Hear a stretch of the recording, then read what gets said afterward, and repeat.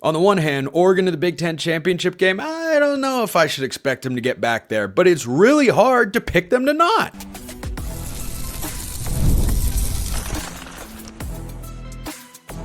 You are Locked On Ducks, your daily podcast on the Oregon Ducks, part of the Locked On Podcast Network, your team every day. Yes, it is that time once again for Locked On Ducks. I'm your host, Spencer McLaughlin. Thank you so much for making this your first listen or your first view of the day, part of the Locked On Podcast Network, your team every day, and your number one source to stay up to date with the Ducks. Dakorien Moore gets a bunch of praise. What does basketball do next?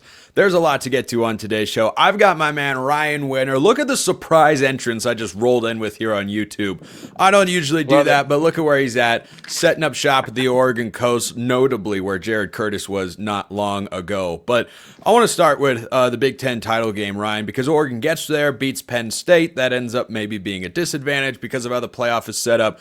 There haven't been any formal plans to change the playoff. I hope there will be, but I don't know that Oregon can count on that. And I look at this team and how much they're losing going into next year, how much newness they have. Dante Moore, potentially a quarterback.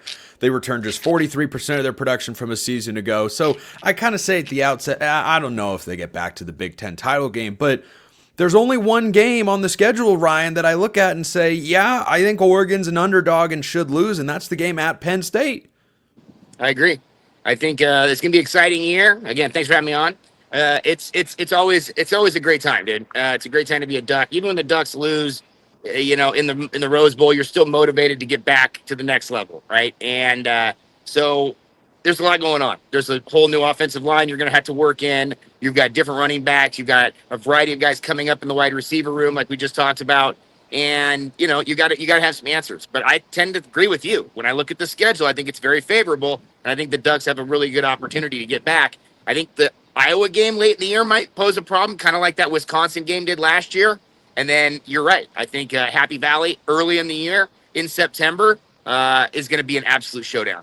Yeah, it's a scheduling mismatch as well. Penn State's at home off a bye. Oregon's got the long trip, and they are not off a bye in that week. So that's just the way that the schedule breaks go sometimes, Ryan. But their preseason win total, according to our friends at FanDuel, is 10.5 for the second straight year, which is tied for the highest in college football. I haven't seen an 11.5 number since I began talking about the sport regularly. So that's about as big as it gets. And I think that's less about what Oregon's team is going to be. And there's plenty of talent. A lot of it's unproven, but there's plenty of talent on the roster. I do think it really is schedule based, but I'm glad you brought up that Iowa game because the back and forth that I keep exchanging in my head, Ryan, is, well, I don't expect them to be as good as last year. They're losing a lot on offense. They're losing a lot on defense. There are a lot of new guys all over the place. But then at the same time, I go, well, if they weren't going to get there, let's say they go 10-2, right? They lose at Penn State. I'm looking for the other losses, and it's probably got to be Iowa or Washington, but Oregon beat Washington by 28 points last year. Have they made up that gap? That's a discussion for tomorrow's show. But I look at Iowa and say, yeah, they can be dangerous defensively, but are they going to be able to score 20 points on the Ducks without Caleb Johnson at running back? Those are the two games that stand out to me the most as an opportunity for Oregon to slip up. Yeah, I think, this is the time of year where everybody thinks they've got a shot, right? Washington's like, this is our year. And I agree with you. I don't know if they've really made up that much. They're going to have another, you're going to have a young quarterback in there. I mean, he's a good quarterback, don't get me wrong, but young quarterbacks make mistakes. You're going to have a fairly veteran, quote unquote, young quarterback for Oregon in this thing because he's already seen time as a starter. He's already been on the bench. He's already done this, that, and the other. He's aged. I tend to think that Washington's going to bring something to the table at the end of the year. I think that's going to be a heck of a game. I don't think it's going to be a blowout like we had last year. I think it's going to be much closer. I think there's going to be a lot on the line. I think there's going to be a lot of pressure on the Ducks. And, it's one of those times when it's like Huskies can just, pin their ears back and go for it. I do think, though, that for whatever reason, there's some other game lurking out there. To be honest, last year was a great year, right? Everybody was excited about last year. But that Wisconsin game gave us a little bit of a tell, right? That Wisconsin game, you went into that thing and you're like, uh-oh, if this team shows up against anybody who's a better opponent than Wisconsin, they're in trouble. And that we saw that exact same thing happen in the Rose Bowl, right? The Ducks couldn't stop anybody defensively, really, and then offensively, they just weren't clicking. If that happens at any point during the year in the Big Ten, you can get bit quick. And, it might be a lesser team that you're not expecting right now. But I do think that for whatever reason, that Penn State game is going to be a wild one. And if you know what, it's just like last year with the Ohio State game. If the Ducks can get past that game, I think anything can happen. Before that game, I'm going to have a little bit of reservations. I'm going to try to go out to that game at Penn State. I don't know how the hell I'm going to get there, but it's a wild travel deal. But the idea is that game has so much riding on it. But I also tend to think there's more pressure on Penn State. They've got the returning quarterback. They've got the returning running backs. They have a team that's poised, ready to go. It feels like they are more set up for success this coming year on paper than the Ducks even are going into this. So I think those first couple games aren't really going to tell us that much. And then you're going to have an opportunity to get into a absolutely tasty environment, which is Penn State early in the year, which is going to be rare. It's going to still be warm out there. I'll be loving it. Yeah, I think you bring up a good point about the pressure being on Penn State. But if I put on my Locked On College Football hat for a moment, Ryan, if I did Spencer's preseason top 25 rankings, I don't think there's any way from a neutral standpoint I could put Oregon above Penn State. I don't even think as an Oregon guy I'd put Oregon above Penn State in my preseason top 25. I mean, Penn State, yeah, they lose Abdul Carter. That guy's a beast, but they bring back plenty of production on both sides of the ball. They bring back a lot of production. They bring back their quarterback, 4 offensive linemen. They've brought in new receivers who my guy Zach Seiko, Locked On Nittany Lions, feels like it is going to make that unit better than it was in 2024, where it was certainly a major weakness. But I tell you what, Ryan, if Oregon goes to Penn State and wins that game and it doesn't feel fluky, like if they go there and just outplay the Nittany Lions on their home field with the scheduling disadvantage that we've discussed, then that will reset my expectations for the Ducks next year. Like that will be such a good barometer. There are no, barring an injury to Drew Aller for the Nittany Lions at quarterback, my expectations for Penn State in that game are higher than that of Oregon's. And so if the Ducks go in there and just outplay them, I would be right back into 2024 mode of, oh, okay, we're right back to a national championship level. Yeah, I agree. I mean, I never want to be that guy that's like, the Ducks are going undefeated. I'm like I said, I've always kind of represented. I did say that last year. I kind of represent the older side of Oregon football a little bit. We're still kind of, we 1 foot in the past, 1 foot in the present. But, this is a year just based on the schedule that it looks really good. But that can be where it can bite you, right? You can find yourself in a position where you're at halftime against a team that you shouldn't be in close of a game with, and then they're on the road maybe, and then you're all heated up. You never know how it's going to go. But I tend to think that the Ducks are going to handle business. I trust Dan Lanning and company. I trust this coaching staff. They kept the coaching staff together for the most part outside of Junior leaving. You have an opportunity this year to really do something special in year 4 of Dan Lanning, and you could have something really go on here that'd be amazing. And I think that that's where they're going to go with it. I think they're going to try to say, hey, look how close we were last year. We lost 1 game to the eventual national champion. We know what's on the table. If we can be at their level, why not us? And so I think that for Duck fans, they're looking at, hey, no USC or no Ohio State. You get the USC game, but I don't know how USC is going to play at the end of the year. But no Ohio State, no Michigan. That alone right there says, okay, there's 1 or 2 losses possibly on the schedule that are not going to be there. Now, I don't know how Michigan's going to be. I think they're going to be better than last year. But again, anytime you avoid Ohio State on the schedule is a good thing. Yeah, I agree. The Michigan angle is interesting because they could be better. They could be about the same, though. I think Oregon and Michigan both could be the 2 best teams in the Big Ten for 2026, along with Ohio State. Now, that's not some flaming hot take, of course, but I just think that the Wolverines lost a lot, right? So their path to the Big Ten championship game, I don't think is directly clear, and certainly Sherrone Moore, I think, is a really good coach, but they've got a lot to replace, and we have a lot to discuss because Dakorien Moore just got an insane, but awesome comparison.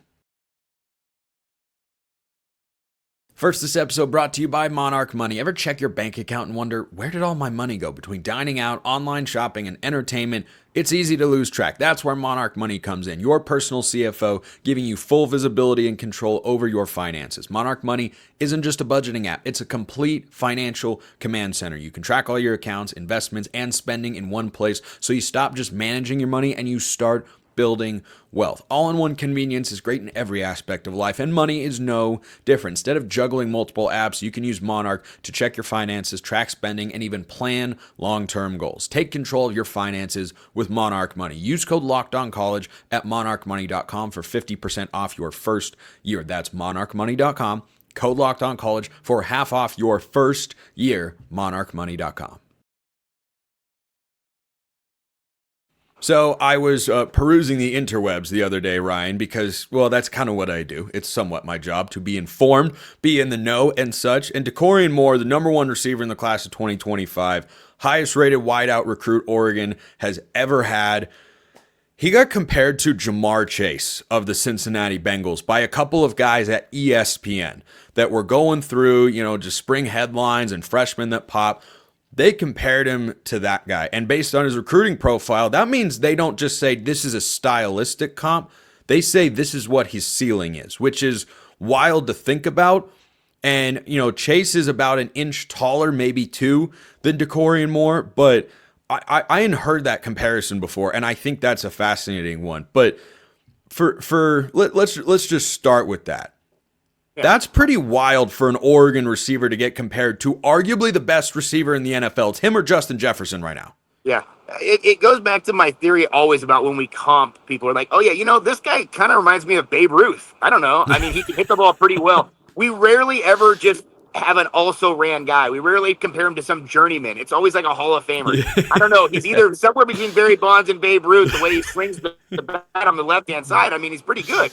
But no, I agree. I think that Dakorien Moore is a very unique player. He's proven it on every stage that he's been at. He's going to have to step up and prove it on another stage now. And I think that the hype train, sometimes we get over our skis a little bit on the hype. I try to always pump the brakes on a little bit. No offense to the kids, but we've seen enough of this where you get these guys that are so highly touted coming out of high school that they can never live up to the expectations that people put on them because they're like, oh, this guy's going to be the next Hall of Fame NFL player. I do think, though, what I like about Dakorien, I've met him a couple times now, he is a great guy. He is right there with you in a conversation. I'm a big body language guy. I'm a high school teacher, so I work with people all the time. I work with kids all the time. I have thousands of conversations a day, it feels like. And it's really important to me to see how these guys interact. And just even if it's a 4 or 5 minute conversation or a 2-second interaction, how do they interact? And how genuine are they? How excited are they to be there? How focused are they? And that's what I really got from him. I saw him at the basketball game, one of the basketball games. I also saw him at the Nike signing day event. I had a great opportunity to talk with him at the signing day event, probably almost 5 to 10 minutes. And then, unique thing about him is that he is not that tall in stature. I'm 6'2". He's shorter than me. He's much smaller. But what he does, other guys don't do. He is incredibly fast. He's incredibly explosive to the ball. He's got great vision. He's got great hands. All the things that you need for a wide receiver. And the idea that you have also this mental capacity, this idea that he's smart, he's willing to engage with people, he's excited to be here. Those are all the things that I think check a box. And so I think the opportunity for him to play in year one is big. I think Dan Lanning has said it over and over and over. If you're good enough, you're old enough. And I really think that he's going to get some playing time this year. Now, do I think he's going to go out and be amazing?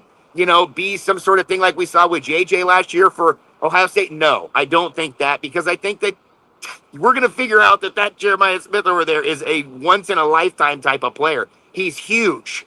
And this is a deal where Dakorien is a guy who's a little bit more slight. He's going to find that when he gets to this next level, he's not going to maybe have the same level of success. And that can be okay, but he's got to be able to get his feet on the ground and run with it. I do like that they make comps like that and they hype these guys up a little bit, but I also tend to feel a little strange about trying to run with it because I know it's a setup for some of these guys and they're never going to get to it. And we see it, on the basketball court way more, I feel like, in the football field, but it's very difficult to get to the NFL and be a productive player in the NFL. And so to compare some of these high school guys that haven't even played a snap in football to some of these guys that are absolute stud, all-pro, best in the league guys is always funny to me. And ESPN does it, Fox does it, where everybody's guilty of it. But Dakorien is a guy who I look at as being a little bit more of a slight player. The old guy who I would like him to a little bit more is Lou Barnes, early 80s guy who went and had success in the NFL for Oregon. Slider guy, built more like DeAnthony Thomas, just a slider guy, smaller, 5'9", 5'10", with the slider build. Those guys can really burn you. Look at a guy like Tez Johnson. I mean, the guy jumped in on day one, and he was a great player, and he never had to worry about his size or anything else. He stepped to the next level. Now, will he be able to do that at the NFL level? They're still questioning his size and strength, right? So I think Dakorien is in a good place. I think the blueprint was there for Tez. I think this offense is going to be great for him. He's going to get a bunch of different stuff. He can work the intermediate stuff. He can work the deep routes. He can work the crossing routes. He can maybe get some fly sweep stuff. He's incredibly quick. So I do think that the ceiling is very high for him. I just don't want us to get too over our skis a little bit on the expectations and then set ourselves up for some failure if the guy comes out and only gets 1 or 2 catches in a first game or something. How could you? Yeah, no, I like that perspective, and I never thought about looking at him and comparing him to an NFL guy because Oregon's had a lot of different receivers over the years, and I think he's a bigger version of Tez Johnson, who, primarily works out of the slot. And, Jamar Chase is 6 feet tall. He's not the biggest guy in the NFL. He's not a Calvin Johnson type at 6'5", or, I think Justin Jefferson is 6'2", 6'3". Like, he's not in that mold. So I understand it from that standpoint. But the reason I liken him to Tez is what makes those guys special is their route running. And Dakorien Moore's route running is elite, as advanced as any receiver that Oregon has ever had coming out of high school, probably more advanced. And then we, see these spectacular catches. He's also got great ball skills and, glue for hands. So I think that combination makes him more of, a bulkier Tez Johnson who can maybe push the ball down the field more. Tez did that from time to time, but primarily you think of Tez Johnson, you think of him, RPOs, slants, option routes over the middle, just beating guys like that, and a couple of deep shots like the one against Ohio State. I think Dakorien can do a little bit more of that, and that's kind of where he can come into the fold right away offensively because Tez Johnson isn't there anymore, of course. So I like that perspective you gave, but an interesting note. We'll wrap this segment on this, then we'll get to basketball. Ryan, Jamar Chase played just 2 years of college football. Right. And in his second year, because his third year was COVID, he opted out, went to the NFL, and that worked out just fine. So in his second year, that national championship season with LSU, he had over 1,700 yards. He had 1,780 yards and 20 touchdowns, averaging 127 yards a game and 21 yards per catch. So I'm not placing that expectation on Dakorien Moore ever, because what on earth? What even is that? And you, of course, had Joe Burrow at quarterback. But how many yards do you think Jamar Chase had in his true freshman season? He played all 13 games for LSU. That was the year before that. Maybe he did to 1,000 yards. How about 313 yards and 3 touchdowns? Wow. That was the year before. So I that's why I like that you bring the angle of, hey, we hype these guys up so much, but it can take a little bit of time. Sure. I think for him, if he gets in the 500-yard range, that's a successful first season. And then you look at 2026 and you say, okay, now we should see him pop for 1,000-yard season. And by the way, from what I've been able to find statistically, the best freshman Oregon receiving season ever was Darren Carrington back in the day, and he had 700 yards. Now, Moore's a higher rated recruit. Maybe he goes past that. But I like your thoughts on the 5-star true freshman there. I also want your thoughts, Ryan, on basketball, which is what we're doing to wrap up today's show. Should Oregon go back and play Arizona again? Look, I'm just saying Bill Walton would like it. First, this episode brought to you by Nissan. We're all about the stats because numbers don't lie. And when it comes to the all-new Nissan Armada Pro 4X, the numbers are on an MVP level. With the ability to tow up to 8,500 pounds, it can quite literally carry the whole team, plus the gear, wherever you need to go. It's powered by a twin-turbo V6 engine, delivering the strength and performance to handle highways, back roads, and everything in between. And with room for up to 8 people, the Armada Pro 4X is built for big crews, big adventures, and even bigger memories. Whether you're exploring off-road trails or rolling up to the arena, the Armada Pro 4X brings power, versatility, and style wherever you go. Take your adventures to new heights in the all-new Nissan Armada Pro 4X. Learn more at nissanusa.com. The NCAA tournament is here, and so is the bracket breakdown. Locked On Podcast Network and Amazon Fire TV channels are teaming up to deliver NCAA tournament coverage like never before. Watch studio shows featuring former players and Locked On's local experts as they guide you through every upset, buzzer beater, and bracket matchup. Stream it all for free on Amazon Fire TV channel. Search Bracket Breakdown to see it all for free. It's your team every day. All right, Ryan. So a couple of closing thoughts that I want your take on for Oregon basketball before we get to where, the Ducks go next season, because I think they have to be really active in the portal. There was an idea suggested during the broadcast, and I believe this has been, pitched to Dana Altman before, was kind of the indication the announcing crew gave. The idea that Oregon and Arizona should play every year is something I'm totally open to. Because quality non-conference games where you don't have to travel across the country, I think that's a beneficial element. And if not, only because the late Bill Walton, RIP, would really love to see Oregon and Arizona keep playing. I think if you have an opportunity to play a quality non-conference opponent every year, you do it. Oregon got their highest seed in the NCAA tournament since the year they went to the Final Four. They did that by having good opponents and going out and beating them.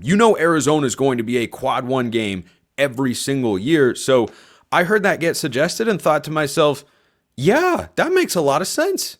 Yeah, I like that. I was just up in Seattle for those games, and it was a tough loss against Arizona, of course. And Arizona is such a good team, and they got such a good program. They filled up that freaking stadium. I mean, here we are, a couple hours from Portland, and there's more Arizona fans and Duck fans in that building. It says all you need to know about what they like about their program, and I love that. I talked with many Arizona fans over the weekend talking about how much I hated the breakup of the Pac-12 because I love the matchup against UCLA and Arizona. They're two games that I tried to never miss. I had season tickets for years for Oregon basketball, and I always tried to go to those games because those games felt different. No offense to Stanford or Cal or anybody else out here, but when we played Arizona, it mattered. And I would love to see that. I hadn't heard that. I didn't hear the broadcast. I was at the game, but the idea of us getting a non-conference is huge, and you're completely right. The way that they started this year with winning that NIL tournament in Vegas, having a variety of different quality quad one wins, that set them up. And when they had their lull in the regular season, when they had those 5 straight, everybody was saying they're fine. They're not going to be a bubble team because of what they did early in the year.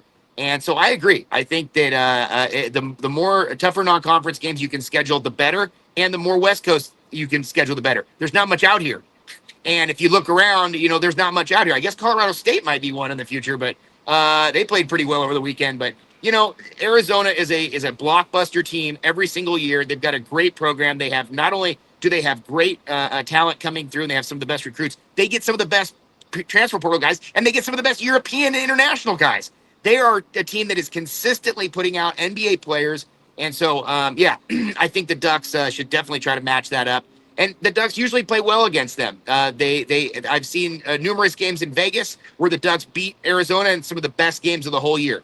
Obviously, the game at Seattle the other day stung, but it was to a good team. And you're going to lose to Arizona, and it's going to be close, then that's fine. You just don't want to get blown out. And so I think that you play a team like Arizona early in the year, and even if you don't win the game and get that quad one win, you're still looking at saying, hey, you're still testing yourself against a team that's basically a Sweet 16 team every single year in the NCAA tournament.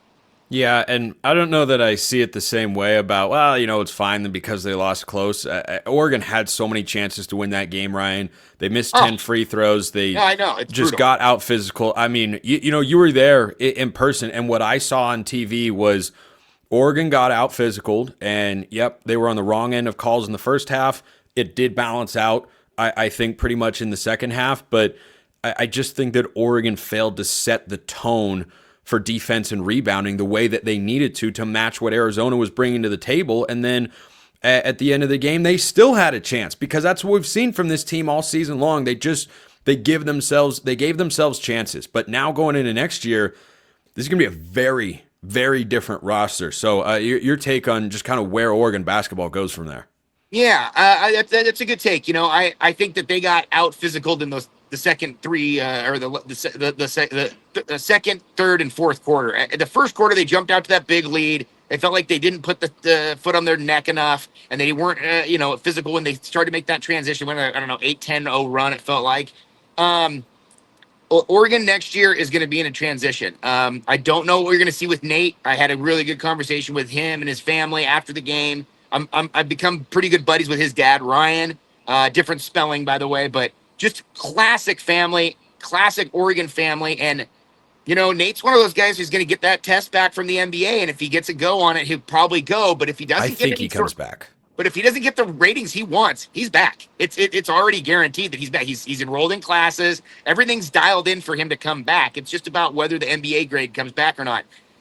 The NBA grade is interesting to me because he does shoot the ball well from deep. And that's kind of the difference between if you look at like him comparatively to N'Faly Dante last year. N'Faly had no jump shot. And, he was a physical freak and he had great size and strength. But Nate's a classic 7-footer that can shoot the ball. And NBA players or NBA teams are looking for that. So there are certain things that Nate can provide, I think, for an NBA team right now. But no, another year with Nate would be awesome. I think Jackson's going to go all 4 years. I don't think he leaves early unless he has an absolute bonkers year next year. I think the NIL money is too good for him. Everything else is set up for him. I think Peyton's in his ear. Peyton was a 4-year guy. It benefits everybody, I think. And I think that there's going to be some good looks at transfers. Dana always brings in transfers, right? The transfer portal's open right now. Guys are going to leave. Guys are going to come in. That happens every year. But I think the Ducks are in a really prime spot right now. I feel like they've proven themselves in the Big Ten. They're top probably 5 to 6 team in the Big Ten, and that's going to put you in a good spot in the NCAA tournament most years. I feel like the Big Ten gets a lot more credit than the Pac-12 ever did for basketball, and the Ducks are in a really good spot. They're going to play quality opponents. They're going to get plenty of quad one opportunities, and if they cash them in, like you said earlier, they're going to be in the tournament every year. So I think that Dana's fine. I feel like the program's good, but there is an issue when coaches are at the end of their tenure, and you're not going to get another 20 years from Dana. I don't know how many years you're going to have left with him, but it can get a little wild at the very end, and sometimes you can have really highs of highs and lows of lows. This year was a high. I felt like this year was an absolute success. I know that people were kind of talking mess about Dana early or when they had that 5-game lull, but I felt like this was a huge success this year. I am disappointed that guys are leaving because we've had so much hype for some of those guys. But at the end of the day, Dana's program is in a solid space. The Ducks are fine. And I feel like going forward, they're going to be just right back at it. It'll be in the NCAA again next year. Well, Mookie Cook announced he is going to transfer out of Oregon, and as we're recording the show, we're still waiting to hear on Biddle. I'm not that concerned about Shellstad. I think he could make the NBA one day. He's super athletic, but he's not super big, so I don't know that he's lined up to be a first-round NBA draft selection at this point in time. And I like hearing that Peyton Pritchard's in his ear, because Pritchard, I think, really benefited from staying for all 4 years, and it sucks that his senior season got robbed from him. And it really sucks that the women had Sabrina's senior season robbed, because they would have won the national championship. I will die on that hill forever, and no one really can push back aggressively. But when I look at where Oregon's roster is just kind of at, Ryan, real quick to wrap today's show, we could be looking at 5 or more transfers that come in, because you're losing, Mookie Cook's in the portal. I hope to keep KJ Evans around as well, but you lose Brandon Angel, you lose TJ Bamba, you have no more Keyshawn Bartholomew. You do have Bam Tracy and Jamari Phillips back, but you have no more Supreme Cook. You don't have Raheem Moss. I mean, I don't think it's crazy, given that Oregon brought in one high school recruit in the class of 2025, to say they're going to go out and add at least 4 guys in the portal. Oh yeah, no, it's the time, and it was sad to see Mookie go. Mookie's a guy who I've known for years in Portland, and I love that guy. I mean, I'm seriously, I love that guy and that family, and I was disappointed that he just didn't get the minutes this year. I really thought Dana was going to be able to have some creative offense and creative defensive matchups. His offensive game never really matched his potential of the defensive opportunities. Yeah, but I think that was the disconnect, because we saw how good he is defensively. He's elite, but offensively, never felt like he was able to bring something to the table. Yeah, and just in Dana's system, it feels like, over time, they've really pushed for the extra pass. And, there were a lot of times, if you go back in time to the Joe Young era, there was really no push to the extra pass. That guy was taking the shot. And so you've gone to kind of a mode where now you've gone to the extra pass, where they find themselves oftentimes late in shot clocks, trying to get up a tough shot. When they get into those offensive lulls during the game, where they go 3, 4, 5 minutes without scoring, it usually is because they're trying too hard to get a better look instead of taking what's available. And it feels like Mookie was more of a what's available kind of guy, more than the extra pass, fit in the offense type of guy. And I know that he's got skills. I know he can shoot the ball. I know he can drive the ball. He's a good offensive player, but I just don't know if it was the right fit in Dana's system. I agree with you completely. Next year is going to be a completely different team. It's obviously still going to be Jackson and Nate if Nate comes back. And then, as you KJ. said, and Bam. Yeah, and KJ and Bam. I think that KJ really played well at the end of the year. Yes. KJ was a guy who I was fearing was going to go transfer portal at the end of this year because he just didn't feel like he was fitting in this year. But he really got his feet underneath him. He played a lot harder in the second half and really got after balls. Had some huge key rebounds, huge key defensive possessions at the end of that season. But I still think that the battery of the team is going to be the same, and you're just going to have to fill in all the rest of those guys. You're going to need to still get a big physical guard, Jermaine Kuznard, TJ Bamba, a guy that can almost play linebacker. I think they need two. I'd like to see him get two of those sorts of guys. I agree completely, but I think that's what Dana really likes right now. He likes this opportunity of being able to have that spread and kick kind of players, and then also a guy who can just go one-on-one late in the shot clock and who can just muscle up on you. It's an old school brand of basketball, and you know that Dana's an old school coach. Yeah, Rian Winter, Sports Chat 503. The man, the myth, the legend, great as always. Appreciate everyone listening. I will see you next time. Have a wonderful rest of your day, and go Ducks.